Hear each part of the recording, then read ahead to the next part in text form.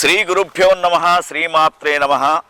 జనంఛాయసు ప్రేక్షకులకు క్రోధినామ సంవత్సర శుభాకాంక్షలతో మకర రాశి ఏ విధంగా ఉండబోతుంది, మకర రాశి జాతకులకు మరి ఏ విధమైనటువంటి ఈ సంవత్సరం లాభాలు ఉన్నాయో చూద్దాం. మకర రాశి జాతకులకు 14 రూపాయలు ఆదాయమైతే 14 ఖర్చు ఉంటుంది. సంఘంలో ముగ్గురు మెప్పుదల పొందుతూ ఉంటే ఒకరు విమర్శిస్తారు. సంఘంలో చాలా గౌరవం కనబడుతుంది. ముఖ్యంగా మకర రాశి జాతకంలో ఉన్నటువంటి రాజకీయ నాయకులకు ఈ సంవత్సరం చాలా అనుకూలంగా ఉంది. మే 1వ తేదీన గురువు మారుతూ ఉన్నాడు. 4వ స్థానం నుండి 5వ స్థానానికి గురు మార్పు జరుగుతూ ఉంది కాబట్టి 5వ స్థానం చాలా అనుకూలంగా ఉంటుంది. వ్యాపార వృద్ధి, సంతానాభివృద్ధి, విదేశీ పర్యటనలు, రాజకీయాలలో విజయాలు, రైతన్నలకు మంచి పంటలు పండడానికి 5వ స్థానం ఉపయోగపడుతూ ఉంది.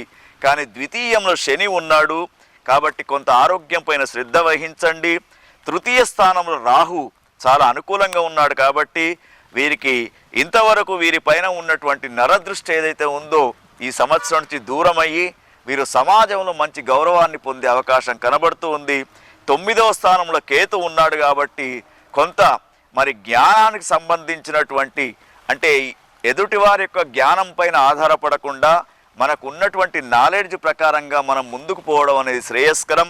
మరి ఈ యొక్క మకర రాశిలో ఉన్నటువంటి జాతకులు రాజకీయ నాయకులే కావచ్చు, విద్యార్థి బృందమే కావచ్చు, యువతి యువకులు, కళాకారులు, మీడియా మిత్రులు, సేవారంగం చేసేవారంతా కూడా సమాజ సేవకులు, ముఖ్యంగా డాక్టర్స్ కూడా మకర రాశిలో ఉన్నటువంటి వారు ఈ సంవత్సరము చాలా వైభవంగా అభివృద్ధి చెందుతూ ఉంటారు.